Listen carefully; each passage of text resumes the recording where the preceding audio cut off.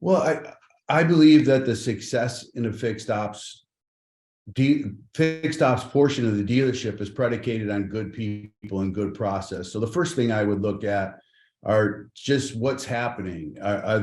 Is service reception and write up the same between customer to customer? Is there a service delivery process in place that's similar?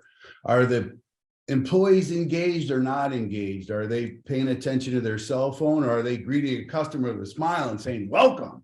Yeah. So True. that would be the first thing I would do. Prior to that, I would be looking at some financial statement information. At the end of the day, I think as a successful fixed ops director, the report card is the financial statement, and that's one of the things I take the most pride in. I don't know if that answers your question or not, but those would be two areas I would start at.